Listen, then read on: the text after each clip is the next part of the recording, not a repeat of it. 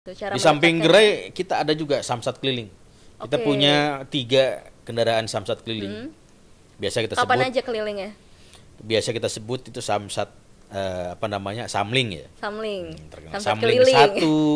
1, samling 2, samling Samling 3, 3. namanya gitu misal. Ya, di wilayah-wilayah seperti itu. Yang perlu kita jemput.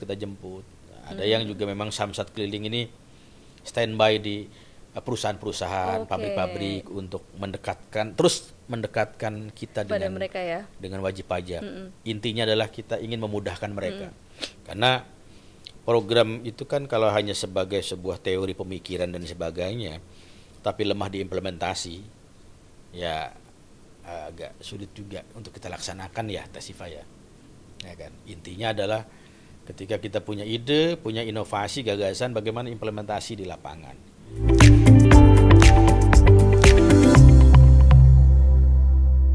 Oke, hari ini saya sudah bersama Kepala UPTD PPD Samsat Cikande. Tapi bukan hanya sekedar Kepala Samsat Cikande aja nih teman-teman.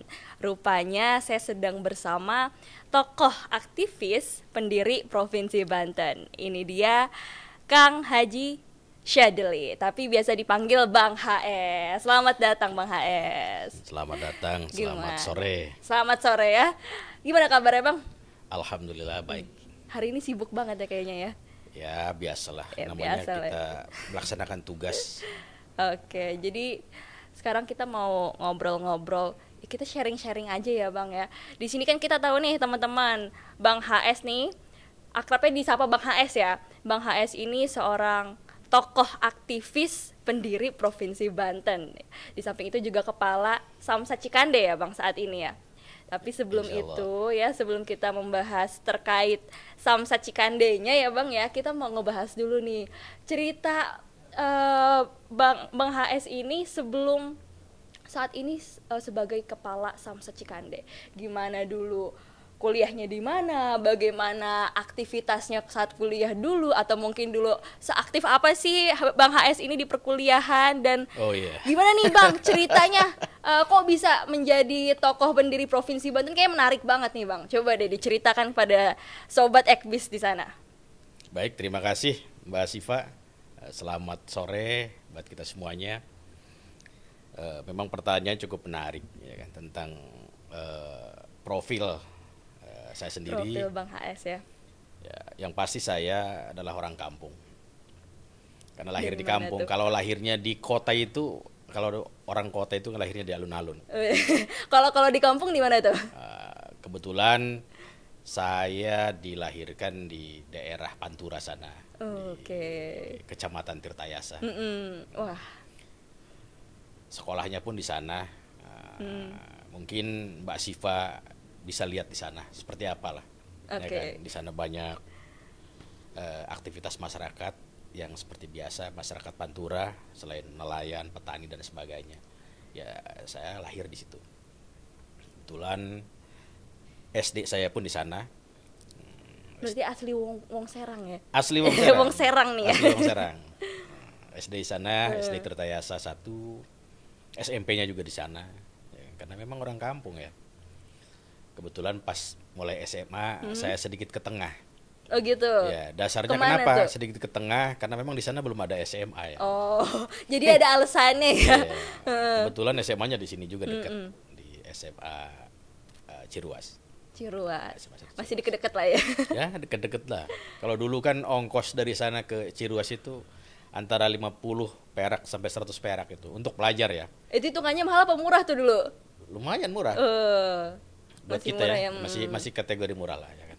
Walaupun biasanya kan kalau pada saat itu kita pelajar itu berebut karena angkutannya jarang.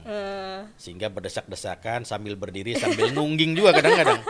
Nah, Perjuangannya ya luar biasa ya. Karena kita itu kan mungkin setengah atau seperempat harga ya. Uh.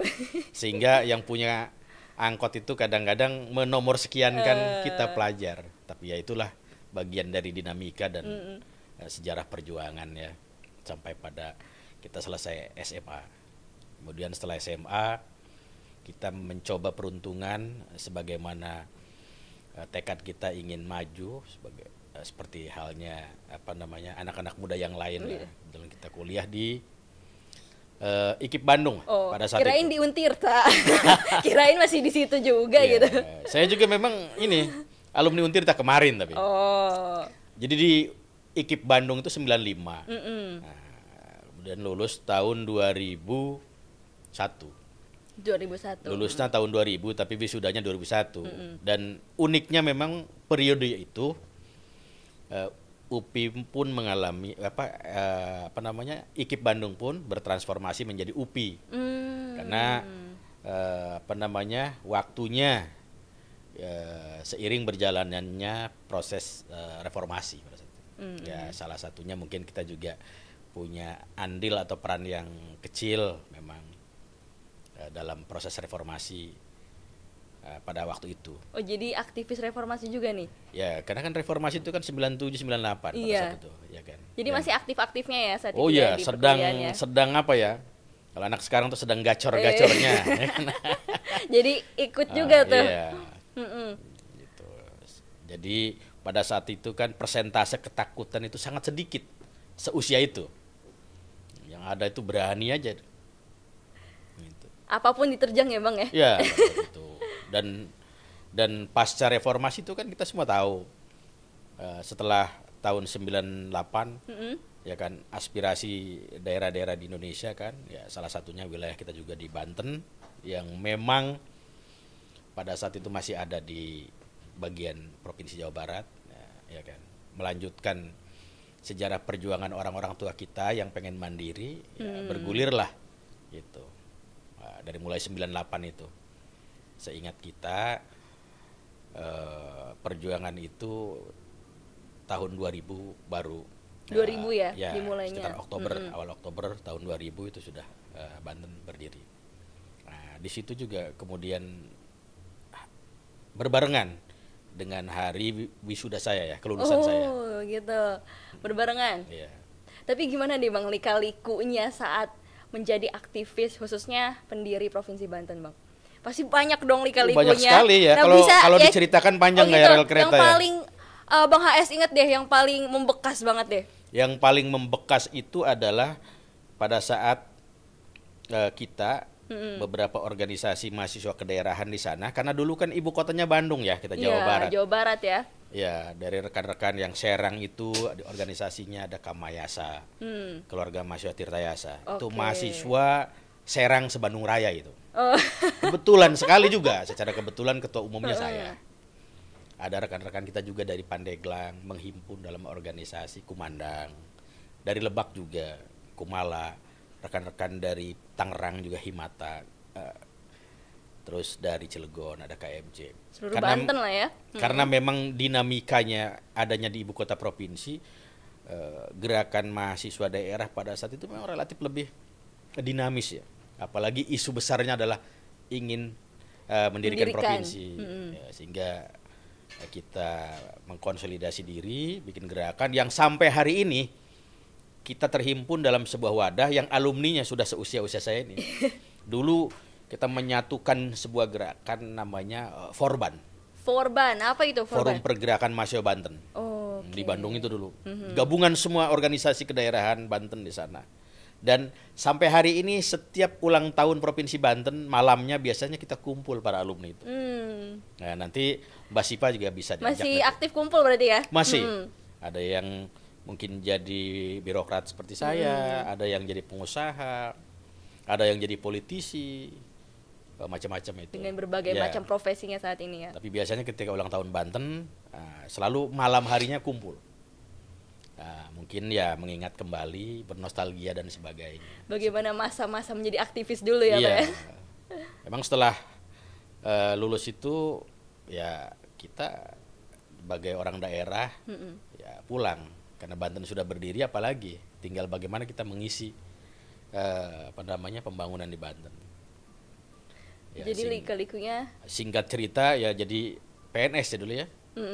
Awal tahun 2002.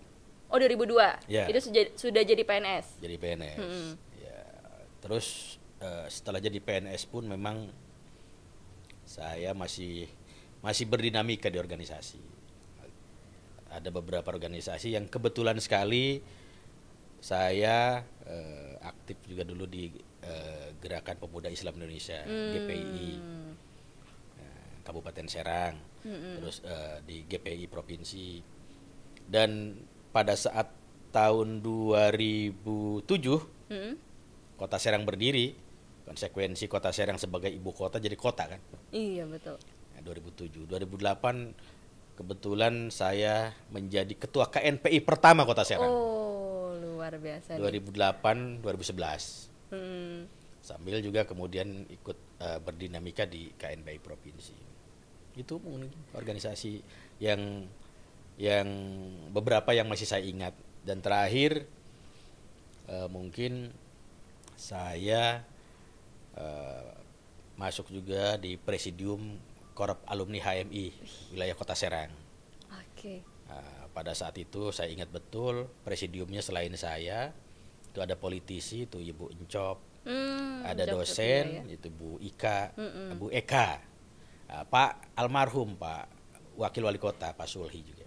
Oke. Nah, kalau tidak salah itu. Ini panjang ya Panjang perjalanan Bang HS ini menjadi aktivis nih. Tapi apa deh yang membuat Bang HS ini kayaknya suka banget terjun di dunia aktivis padahal punya resiko yang sangat besar kan? Dan apakah orang tua nggak khawatir gitu Bang di rumah? Ya, orang tua kan hanya membekali kita semangat. Semangat untuk terus bersilaturahim dengan siapapun, karena dengan kita banyak bersilaturahim kan panjang umur ya kan, murah, dimurahkan rezekinya ya kan, dan yang pasti kita banyak saudara dan banyak teman.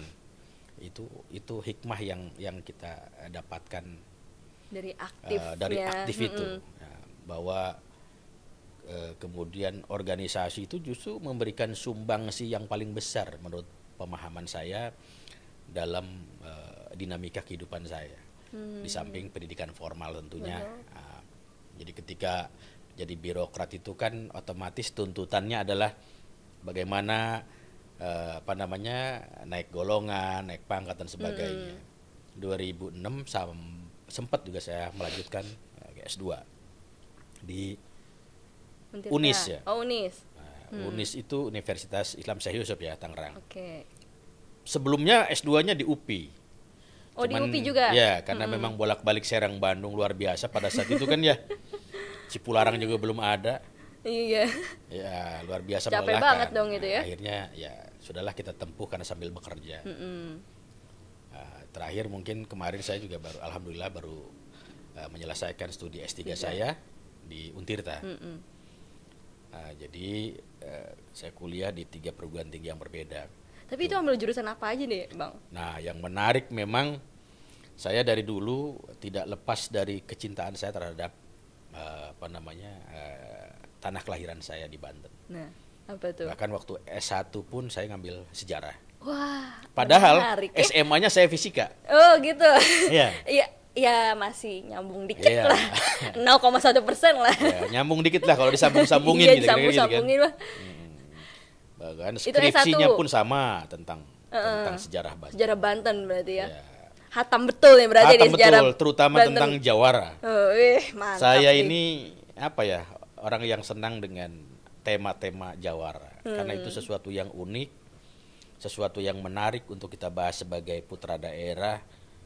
Karena itu dianggap sebagai sebuah ikon kita dalam konteks local wisdom, Jawara. Kearifan lokal Banten yang tidak dimiliki daerah lain itu salah satunya adalah Jawara. Jawara itu sendiri ya. Jawara itu sendiri. Karena S3 pun kemarin terakhir sama sejarah saja. Juga? Disertasi saya pun tentang nilai-nilai Jawara. Cuman dalam konteks implementasi nilai Jawara dalam manajemen pendidikan tinggi. Oke. Itu nilai-nilainya, value-nya. Sejarah Banten ini udah ngelotok banget ya di. Tidak juga sih. Kalau tidak terus-terusan belajar kan lupa juga ya. Ya lupa juga karena kan keseharian kita. Tapi kita sekarang tahu nih backgroundnya Bang HS nih adalah sejarah ya, sejarah Banten ya khususnya ya Bang ya. Sejarah lokal ya. Sejarah lokal ya. Wisdom gitu. Tapi sekarang di Samsat ini masih nyambung lah ya. Ya kita sambungin lagi aja ya. Karena bagaimanapun juga kan ini bagian dari tugas ya. Betul. Namanya kita ditugaskan di sini ya kita harus banyak menyesuaikan kita belajar juga tentang bagaimana sih tentang dunia kesamsatan, pajak kendaraan bermotor dan sebagainya. Walaupun sepanjang karir saya sampai hari ini lebih kurang 23 tahun ya. 20 tahun. Ya, di birokrasi sejak Banten berdiri itu sudah berapa dinas ya yang pernah saya tempati dulu. Pertama dulu waktu itu saya ada di Dinas Kelautan pertama kali. Oh, sempat di kelautan juga berarti? Pertama kali CPNS itu Dinas Kelautan. Nah, dan saya juga banyak belajar tentang bagaimana pelelangan ikan, bagaimana menanam mangrove dan sebagainya. Terus dari Dinas Kelautan itu kemudian bergeser ke Dinas Pendidikan. Nah, kali itu sesuai dengan background saya. Ya? Nah, di situ berdinamika setelah lebih kurang berapa tahun, hampir 5 tahun. Kemudian mutasi juga ke sekretariat DPRD. Ya agak nyambung juga lah dengan pendidikan sejarah karena di situ banyaknya orang-orang politik ya. Karena sejarah itu biasanya nggak lepas dari urusan politik.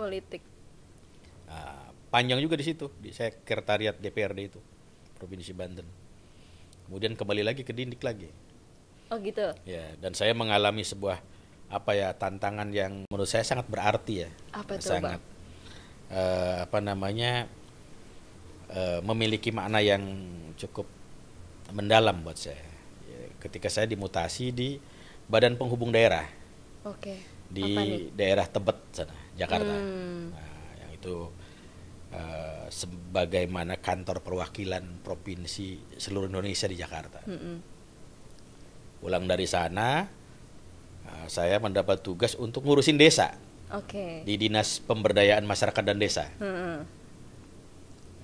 Ngurusin desa sekitar 2,5 tahun lah ya. Gitu. Nah, sehingga saya tahu bagaimana karakteristik kepala desa, bagaimana karakteristik daerah atau pedesaan. Sekitar 1.238 desa di 4 kabupaten yang ada di Banten. Jadi sedikit banyak lumayan agak tahu lah ya tentang bagaimana dinamika di kehidupan di perdesaan sana ya. Ya, terutama kehidupan tentang pemerintahan desa. Setelah itu baru kemudian kemarin hampir belum setahun kami mutasi di Badan Pendapatan Daerah, khususnya di Cikande ini. Ya kalau di Cikande ini kan kalau secara lokus kewilayahan ada kesan saya pulang kampung. Iya. Dulu SMA jadi Ciruas, sekarang di Ciruas lagi ya kan. Seperti itu di wilayah Kabupaten Serang.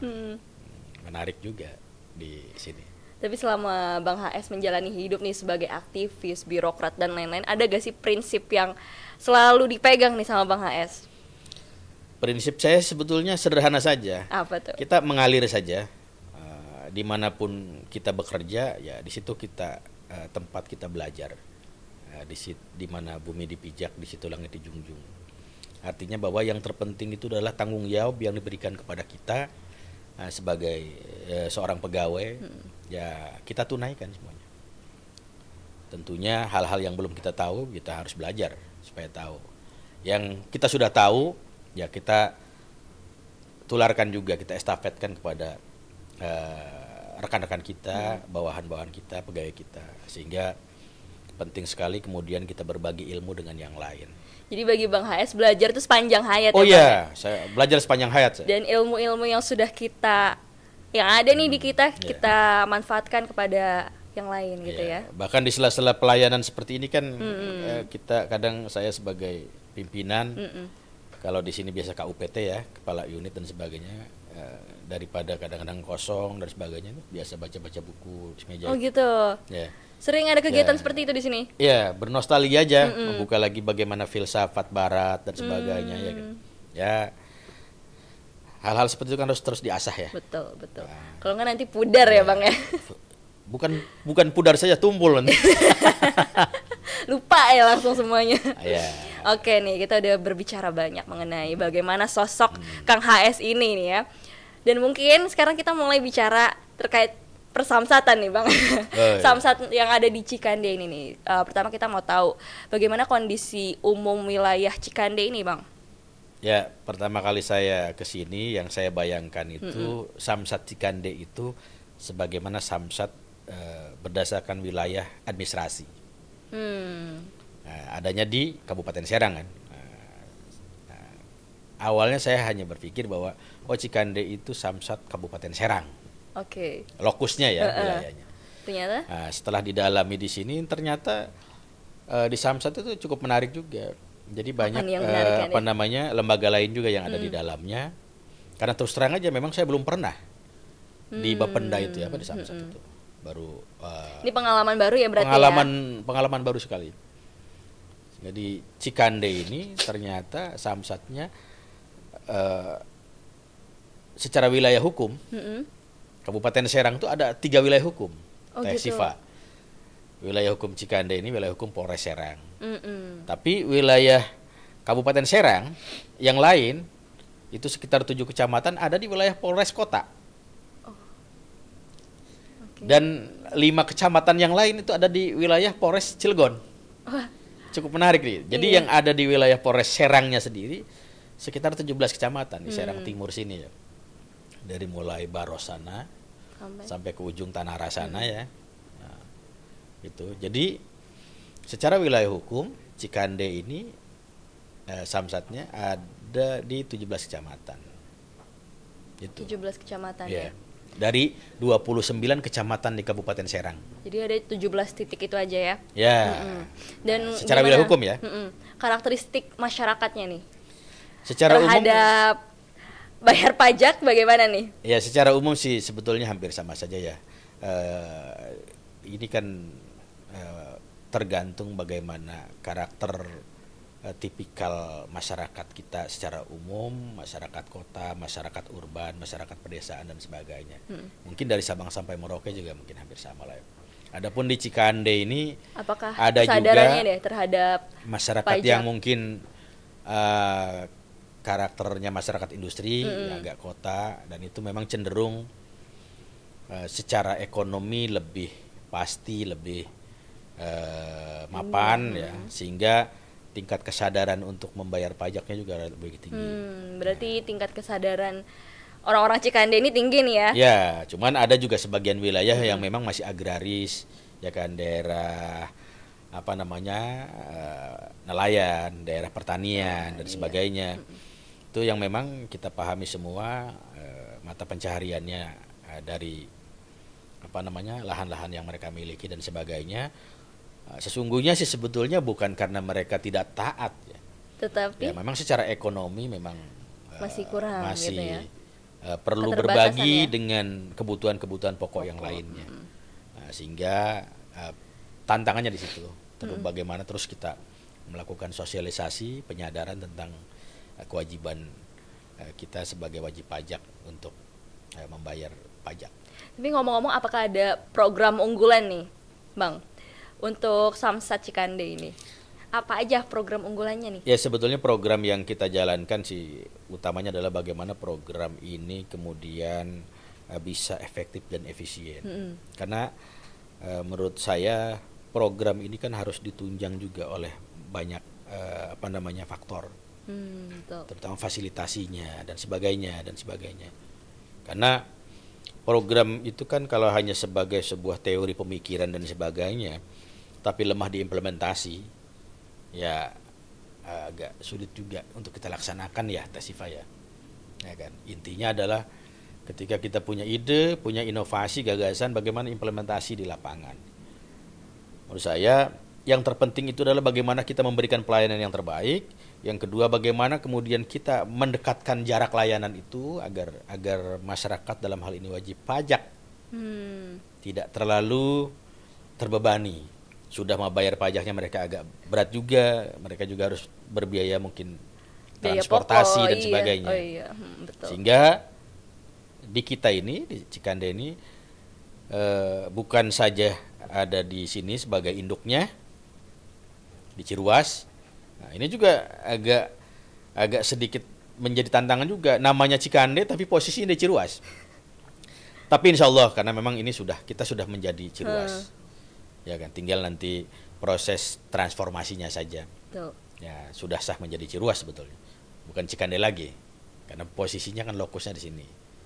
Kita juga punya layanan yang relatif lebih mendekatkan kita kepada masyarakat. Itu dengan cara apa tuh mendekatkan diri kepada masyarakat? Kita ada gerai. Gerai, oke, ada yang banyak ada gerainya di kecamatan-kecamatan yang memang untuk memperpendek jarak. Kita punya sekitar 5 gerai. Oh, bukan, kirain 17 gerai. Jadi kan ada 17 kecamatan ya. Itu kan mencakup, kalau kondisi gerai itu kan tergantung bagaimana potensi. Ya kan. Kalau 17 gerai kan luar biasa, nanti fasilitasinya juga berat mungkin. Iya, betul. Ya, jadi ada sekitar 5, ada di Cikande sana juga. Ada di Petir, ada di Keramat Watu, di Anyar, ada di Bojonegara juga. Itu 5 gerainya Ya. itu. Cara di samping mendekatkan. gerai kita ada juga samsat keliling. Kita punya 3 kendaraan samsat keliling. Biasa kita Kapan sebut aja kelilingnya? biasa kita sebut itu samsat samling ya. Samling. Terkenal. Samsat Samling keliling. 1, samling 2, samling Samling 3 namanya gitu bisa. Ya, di wilayah-wilayah seperti itu. Yang perlu kita jemput. Ada yang juga memang samsat keliling ini standby di perusahaan-perusahaan, pabrik-pabrik untuk mendekatkan kita Pada dengan mereka ya. dengan wajib pajak. Intinya adalah kita ingin memudahkan mereka. Ya kan? Selain itu apa ada inovasi lain nih, Pak? Inovasi lain adalah sebagaimana yang bisa kita lakukan, terutama terkait dengan misalkan pendataan yang sifatnya menggunakan jasa kurir, terus pendataan yang sifatnya door to door dan sebagainya, ya kan. Barusan kemarin kebetulan. Kenapa nih? Kemarin kita Kenapa lakukan kemarin? gelar penertiban pajak. Gelar Kendaraan. penertiban Ya. pajak. Kalau istilah dulu sih razia ya. Oh, razia. Ya, cuman kalau razia itu kan kesannya kan serem. Jadi Ya ini kan? namanya diubah ya. Ya, jadi namanya itu harus diperhalus juga supaya masyarakat juga Nggak takut ya. tidak apa ya Nggak namanya. razia gitu ya. Razia itu kan kesannya ya gimana ya? Jadi namanya kan gelar penertiban pajak kendaraan bermotor. Untuk terus menertibkan, menyadarkan juga wajib-wajib pajak itu terus melakukan proses pembayaran, karena apapun yang kita lakukan adalah demi kepentingan pendapatan daerah dalam rangka terus mendorong roda pembangunan di provinsi Banten. Tapi dalam pelaksanaannya ini di lapangan ya, Pak, apa banyak sekali tantangan-tantangan yang dihadapi, Pak? Apa aja tuh tantangan-tantangan yang dihadapi? Ya, tantangan-tantangan itu biasalah kalau di kita namanya sebuah lembaga, ya, lembaga pemerintah biasanya terkait dengan fasilitasi anggaran dan sebagainya. Yang paling sering dihadapi deh, Pak? Yang paling sering dihadapi ya kita menghadapi masyarakat yang memang semakin melek ya, masyarakat yang kritis, ya kan, tentang apa namanya wajib pajak, tentang pajak dan sebagainya. Oleh karena itu ya saya dorong terus pada rekan-rekan untuk terus belajar dan menguasai apa yang dia kerjakan. Betul. Ya kan? Jangan kemudian ketika ada pertanyaan dari warga atau wajib pajak nggak bisa jawab. Ya, seperti itu. Inovasi-inovasi terus kita lakukan dan alhamdulillah sampai hari ini tidak atau belum memenuhi kendala yang signifikan ya. Sampai hari ini kita cukup relatif lancar. Tapi banyak juga ya masyarakat yang skeptis tentang perpajakan ini ya, kayak karena ya tahu sendiri ya, mungkin di luar banyak oknum-oknum pajak yang nakal ya, Pak ya. Jadi mencemari nama baik perpajakan ini gitu. Ya, kita tidak ada menutup mata itu, Mbak Ziva. Artinya gini, kalau kita bicara oknum kan bukan hanya urusan pajak ya, saya pikir di semua sendi kehidupan juga selalu ada ya. Ya, baik urusannya sosial, ekonomi, politik dan sebagainya, selalu ada lah hal-hal seperti itu. Yang terpenting itu bagaimana pengawasan yang kita lakukan cukup ketat, terus kita juga terus menerapkan pedoman, panduan agar itu dipedomani dan dipatuhi oleh seluruh ini menarik pegawai nih, Pak. kita dalam rangka memberikan pelayanan yang terbaik. Betul. Menarik nih. Tadi terkait memantau gimana sih pajak ini. Tapi apakah masyarakat tuh juga bisa ikut memantau, Pak? Si pajak ini digunakan untuk apa tuh bisa mantau gak sih kita tuh? Ya mungkin masyarakat ya, sebagai masyarakat gitu. ya masyarakat bisa saja sebetulnya. Itu kan bagian dari proses apa ya, proses transparansi ya. Ya kan? Bahwa kemudian kita menyampaikan bahwa fungsi dari kegunaan mengumpulkan pajak ini adalah untuk mendanai pembangunan. Ya kan? Proses pembangunan itulah yang kemudian masyarakat juga kita harapkan juga ikut memantau dan mengawasi ya. Seperti apa hasilnya, seperti itu. Tapi itu kita bisa lihat dari mana gitu untuk memantau hal-hal seperti itu? Ya banyak sih saluran seperti itu ya. Tapi itu kan memang bukan kemudian menjadi tupoksinya kita ya. Mungkin ada lembaga lain dalam hal ini, entah itu melalui lembaga legislatif di apa namanya, oleh wakil-wakilnya ya kan. Betul. Seperti itu. Baik juga mungkin dari lembaga-lembaga di kita di Provinsi Banten untuk menyampaikan informasi-informasi terkait dengan penggunaan anggaran pajaknya ya. Itu. Begitu ya. Jadi sebenarnya kita harus tetap bayar pajak ya. Oh iya, ya kan? Karena itu untuk kan kita orang juga ya, Pak bijak ya. taat pajak. Untuk kita juga kan, pembangunan daerah kita juga iya. gitu ya. Oke nih, bicara terkait prasarana ya Pak ya. Bagaimana prasarana atau juga SDM yang ada di Samsat Cikande ini Pak? Ya. Apakah sudah sesuai dengan standar mungkin yang seharusnya gitu? Intinya begini menurut saya. Kalau kita bicara ideal, ya kan, mungkin sulit ya, yang namanya ukuran ideal itu kan ukuran di mana semua kategori itu kan harus terpenuhi, ya kan. Tapi kan dalam konteks pengelolaan sebuah manajemen organisasi, ya kan, ada saja kadang, ya kan, kekurang lengkapan, kekurang puasan dan sebagainya itu. Khususnya di Cikande ini. Kalau kita bicara personil, ya mungkin samalah dengan rekan-rekan yang lain di UPT yang lain, masih kekurangan, masih sangat kurang, terutama PNS ya. Yang PNS di kita ini kalau tidak salah itu personilnya sudah cukup ya. Walaupun masih kurang ya. Cukup itu kan bukan berarti tidak cukup. Iya, cukup, tapi lebih itu lebih baik gitu ya. Kita itu PNS-nya baru 29. Ya kan, idealnya kita itu sudah hasil analisis kita itu sekitar 35. Ya kita butuh 6 lagi lah ya kan. Nah, di sini kita juga ada pegawai kita tetap sekitar 60-an. Terus ada